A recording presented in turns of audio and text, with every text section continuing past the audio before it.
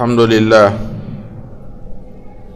لله الذي أنزل علينا الكتاب وجعله مبينا وتبيانا لكل شيء، والصلاة والسلام على الرسول المبعوث رحمة للعالمين، الرحمة المهداة وخير خلق الله محمد بن عبد الله وعلى آله وصحبه ومن تبعهم بإحسان إلى يوم الدين. أما بعد، فما زلنا معكم في شرح وصايا يحيى لبني إسرائيل عليهم السلام، وقد قمنا بشرح الوصية الأولى والثانية. C'est frères en islam, gloire à Allah subhanahu wa ta'ala, le Seigneur de l'univers. Paix et bénédiction sur son prophète Muhammad sallallahu alayhi wa sallam et sur sa famille et sur ceux qui l'ont suivi jusqu'au jugement dernier. Nous étions avec vous le vendredi passé. Nous avons parlé d'une causerie qui est passée entre deux grands prophètes parmi les prophètes de Bani Israël, qui étaient Nabi-Allah Yahya et Nabi-Allah Isa. Ces deux grands prophètes, ils étaient des mêmes générations, comme nous avons expliqué dans les khutbahs passés, et ils sont très proches aussi. Et Allah subhanahu wa ta'ala avait révélé à Yahya 5 recommandations, et il a demandé de les exécuter et aussi d'ordonner aux gens de haut, et les a prescrits aussi, et demander aux gens d'Israël aussi d'appliquer ce que Yahya va les dire, les 5 commandements là, ou bien les 5 prescriptions que Yahya a dit. Mais Yahya, il n'a pas dit ça vraiment au meilleur moment, il était un peu retardé. Et Isa est venu dire à Yahya, Allah t'a demandé de parler 5 choses aux gens d'Israël. Si tu ne les parles pas, moi je vais les dire. Il a dit, j'ai peur, si tu le dis, que Allah me châtie. J'ai peur, donc laisse-moi, je vais dire. Et Yahya a appelé les gens d'Israël. Et notre prophète sallallahu alayhi wa sallam nous dit, dans ces hadiths-là, que la mosquée était pleine, même les plaines, les riels, partout était plein. Parce que nous savons que Bani Israël, c'était nombreux, Inch'Allah. Donc ça c'est avant qu'ils soient égarés. Parce que quand les prophètes sallallahu alayhi wa sallam arrivent et ils refusent de les croire, ils deviennent des mécréants automatiquement. Mais avant que les prophètes arrivent, s'ils croient aux prophètes qui sont passés et aux prophètes de leur génération, c'est des musulmans, Inch'Allah subhanahu wa ta'ala. Donc ils étaient là, ils sont venus écouter ce que Yahya a dit. Nous avons donné les premiers conseils que Yahya avait dit, qu'Allah lui a demandé de faire, qui était d'adorer un seul Dieu et de ne pas associer avec Allah. Et il a donné l'exemple, un très bon exemple de celui qui associe quelqu'un avec Allah subhanahu wa ta'ala. La deuxième recommandation était la prière.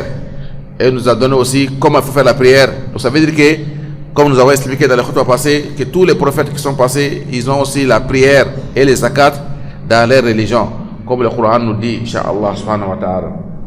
Et maintenant la troisième chose que Inch'Allah, que Allah a donné, ou Allah a demandé à Yahya de dire aux gens d'Israël, Inch'Allah subhanahu wa ta'ala, c'était les carêmes. Les carêmes ou bien les jeûnes, Inch'Allah subhanahu wa ta'ala. Donc ça veut dire que eux aussi ils gênaient, mais peut-être leur manière de gêner et nous c'est pas pareil. Sinon ils gênaient, Inch'Allah. Donc les gens de Bani Israël avaient des jeûnes dans leur religion comme nous avons, Inch'Allah subhanahu wa ta'ala. C'est pour ça que Yahya le dit et il leur donne l'exemple de celui qui gêne, Inch'Allah subhanahu wa ta'ala. Donc ça c'était le troisième.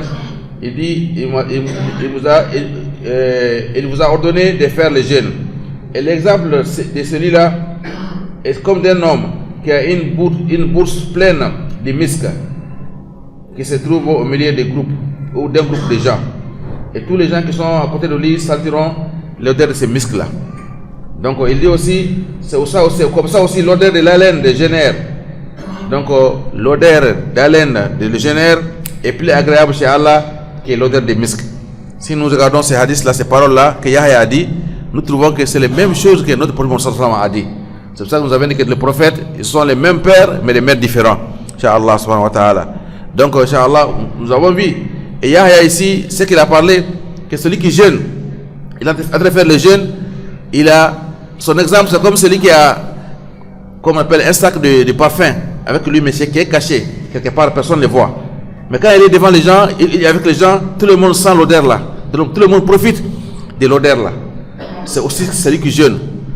Donc, Inch'Allah, ça veut dire quoi? Celui qui jeûne, même si on ne sait pas qu'il jeûne, il est en train de jeûner, même si on ne sait pas qu'il est en jeûne, mais avec son comportement, avec son attitude, avec sa manière, on sent et tout le monde en profite. Inch'Allah, subhanahu wa ta'ala. Donc, c'est pour dire que le jeûne amène quelqu'un à être quelqu'un de bien, et quelqu'un, Inch'Allah, subhanahu wa ta'ala, d'être associable, et quelqu'un qui est côtoyable facilement avec les gens, Inch'Allah. Parce que cette odeur-là, qui est une odeur de parfum, tout le monde le sent. Donc c'est aussi les jeûneurs, quand elle est avec les gens, tout le monde sent, et tout le monde aussi sent son bon comportement, Inch'Allah. Il dit aussi, mais cet exemple-là aussi, c'est l'exemple aussi d'une autre chose, c'est quoi? C'est l'haleine, l'odeur qui sort de la femme de la bouche de celui qui jeûne. Souvent, à la fin de la journée, il y a une odeur qui sort là, qui n'est pas trop agréable. Cette odeur-là, Allah aime cette odeur-là.